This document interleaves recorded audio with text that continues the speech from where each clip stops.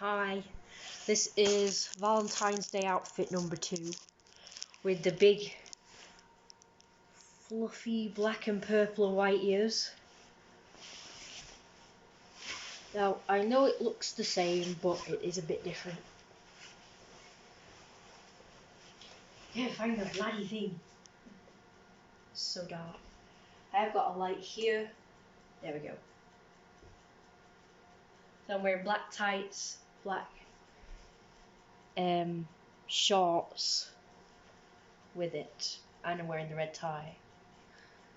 And this time I buttoned this jackety thing up.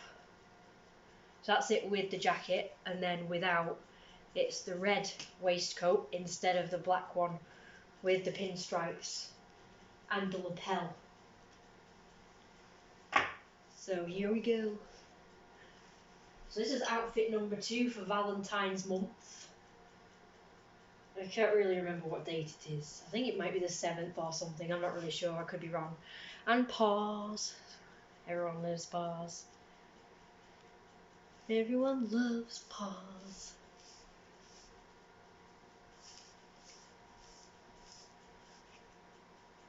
So I'm not being able to wear this outfit out properly. I have been out today, but because it's been freezing and I've not gone anywhere indoors, I've had to wear a coat and I've had to wear my sweatpants because it's way too cold, windy and rainy to wear tights out there. This is just for you. So I'm kind of waiting to be able to go somewhere either indoors or better weather so I can actually show off this outfit. There we go. Cute kitty dance. So there you go. So that's that different look with paws.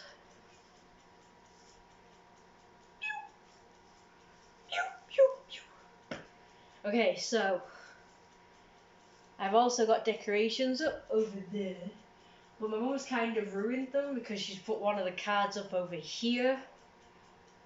So now it looks more bare than what I had it, but oh well. It's not really much because I can't find a lot of my Valentine's decorations. And for once I actually have Valentine's Day plans, which is unusual for me. I don't think I've ever had plans for Valentine's Day because I think every time I've had somebody, they always just happen to break up with me or I break up with them just in time for Valentine's Day, or they're too far away to have plans with. And of course, as a result, I never get gifts or cards. So that also sucks. But anyway, so I kind of have plans, but not with the boyfriend or girlfriend or anything. So that still sucks, but whatever. It's still good, I guess. But I have kind of news, but it's not great news, and that is the fact that my sleep has been disturbed a lot lately. So I'm really upset. So I've noticed I keep getting a call from someone, usually my mum, around 10 a.m. which used to happen a lot because we used to have this routine whereby she would ring me between 9 and 1 o'clock in the afternoon for me to get up and get her a cup of tea, and then usually I'd go back to sleep for a bit because you know I'm a night owl. And we've stopped doing that routine for a while now. It's been a while now since that routine has stopped. But for some reason, she's been ringing me again at 10. And then sort of, like the first time she asked for a cup of tea and I just said, you don't normally ring me at this time. But she said nothing. And I said no.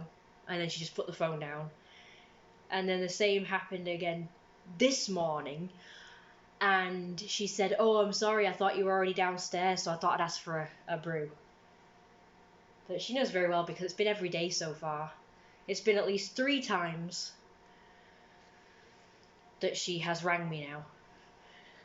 3 times that she's rang me to get her a cup of tea now. Accidentally. Supposedly. So that's disturbance number 1. And disturbance number 2 is, of course, I sleep sort of solid until she rings me. And I also got a phone call from somebody else, God knows who, yesterday as well. So it's been 3 times my mum, and then once this other person, and then later on another person. So it's really annoying. And so when my mum rings me, now the squirrels have been super active in the loft all January and into February. And I know that February is their mating season, so I'm assuming they're doing the chasing each other lark, and they're doing it in the loft because that's kind of where they live. So I'm presuming they're getting ready to nest in the loft. So you know what that means. That means so first it's the mating pair chasing each other and playing and stuff and doing whatever mating dance that they do. And then in a bit there'll be babies. And then I've noticed when they grow up a bit, they start being very active in the loft and chasing each other and making noises. And honestly, it sounds like a frickin' stampede of hoofed animals up there.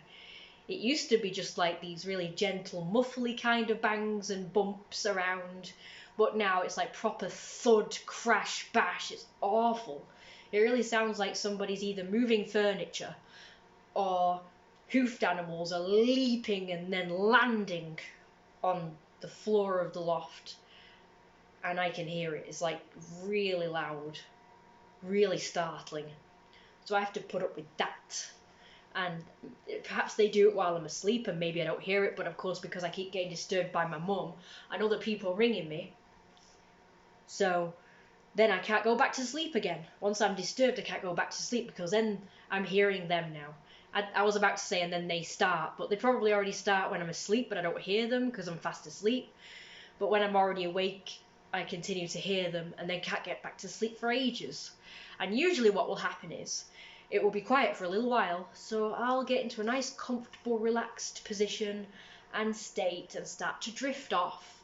And then bang, crash, boom, right above me. Because they are a big fan.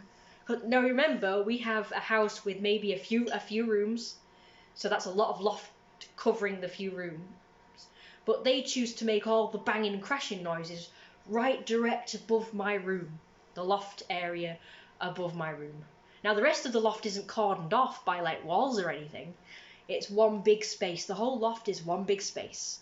So they have the reign of the entire loft, but they choose to mainly stick in this little area. My room's above this room, so yeah, they mainly stick above the loft above this area here, which would be above my bedroom. So I'm assuming they do run around in the rest of the loft too, but they always end up back in my area when they're running and I really hear them. And this morning it was 5 times that I heard them doing that stampede running around crap. And then when they weren't doing that, I heard them doing the more gentle. It sounded like they're crawling around, maybe walking around. And it was just constant for ages. And they were just doing it right above my bedroom. And then the worst of all, the most annoying, was the chewing. Then they start fucking chewing, which is, that really grinds my gears. Because we used to have a pet rat years ago when I was a kid, and it escaped its cage, and we couldn't get it back in, so it lived underneath my bed, and of course it chewed. I had a wooden bed, and it would constantly be chewing the bed. And I had to put up with that whenever I was in my bedroom, trying to sleep, because it would be all hours, and there was nothing you could do about it, because you couldn't get to the rat under that bed. Because the drawers had been taken out for some reason, I don't know why. It's one of those cabin beds with drawers. And then so on this side there's drawers, and they were taken out for some reason. And then on the other side there was cupboards. So there's like a little gap where it could go under, and it was like a really narrow gap, like this narrow. So it ended up going in through the gap where the drawers were, which is like a big open sort of space. And then my bed would be above it, obviously. And then it went under the really narrow gap under the cupboards part. And it lived under there, and you pretty much couldn't get to it, so you couldn't get the rat out to capture it and put it back in the cage. So it was permanently under there. So it was kind of like it was pointless, like a pointless rat, because you couldn't really get to it, you know, to enjoy having a pet rat. It was just permanently under there. It was obviously, you know, scared and shy, so it never came out, so you could never play with it or interact with it or see it. There was just the occasional times, usually when you weren't in the room, or maybe at night when you're asleep, where it would come out to explore the room and find things to drag back under the bed and chew, usually my pictures or books or magazines. It would take under there. So now pretty much we've had that rat chew, and now we've had these squirrels in the loft for years, by the way, so it's been like on-off chewing, on-off stampeding. And of course, when my mum used to live upstairs, you know, when she used to go to bed in her bedroom upstairs, she used to also hear the squirrels, and it didn't bother her. She said, "Oh, it doesn't bother me. In fact, it's comforting," she would say. So she didn't mind the squirrels. I found it incredibly annoying and I couldn't settle, but because she didn't mind them, I had to put up with them. Because of course, if my mum doesn't mind something, it means I have to put up with it. Even though it's a pest, even though they're destroying the loft, and it's possibly making holes and water seeping into the main house. Hence why I've got mould in my room now, because there's a crack and liquid comes in, and it's on the walls, damp and mould. It's probably the work of the squirrels making holes up there. But we don't care about that, as long as, you know, my mum's happy with pests coming in, you know, because she's one of those extreme animal lovers, you know, the kind that won't even get rid of animals, even if they're destroying your home, destroying your health, destroying your life. She wants to keep them. She doesn't want to kill them. And we all know, unfortunately, the humane routes just don't work, I'm afraid. Because like with the rats, only the baby ones were stupid enough to go into the humane traps, so I could go and release them. But the adults, the breeding pair, were still in the house somewhere and would keep breeding and breeding and breeding. So you couldn't get rid of those. We tried everything. We tried putting food outside. We tried not feeding them at all. Don't try that, by the way. I know a lot of experts will tell you, put all food away. Don't feed them. So on and so forth. And I guess that's supposed to make them think, right, there's no food around, we'll piss off. It doesn't work. In fact, they came into the house more. So they went from sort of living outside but just coming in for shelter, as in the walls and certain rooms that we didn't use, like the garage and the boiler room. So they live in there in the walls, and they weren't sort of making themselves present, visible, this and that and the other. But once we started stopping feeding them, as in my mum stopped, because I had to insist she stop putting food out into the garden for the birds and squirrels and stuff. So they came inside, not just in the walls and the rooms we don't use, but they came into the main rooms, and they went upstairs, and they mainly lived in the bathroom. So although they didn't come into my bedroom, which was, you know, I'm so glad they didn't, but every time I would come out of my bedroom, I had to risk them jumping on me. That's what they did. They weren't doing that before. They were keeping themselves to themselves before, but as soon as we stopped feeding them, we put food away in here, we stopped feeding them outside, they started attacking. And then, like, they also ended up in all our cupboards. So it didn't matter that we put food away, they'd end up in the cupboards and try and eat all the foods and contaminating the cupboards and the drawers. And even all the supposed rat-proof boxes that we put other food in, they chewed it and destroyed it until they could get in. They were persistent. You could do what you like to try and put food away. You could use these supposed rat-proof boxes, chew-proof boxes. Didn't work. They would chew and chew and chew until they bled. And they did. Like, the experts will also tell you to put this steel wool in holes and places you don't want them to go. They will chew and claw through it. They do not care that it hurts. They don't care that it gives them cuts and grazes. They will come through.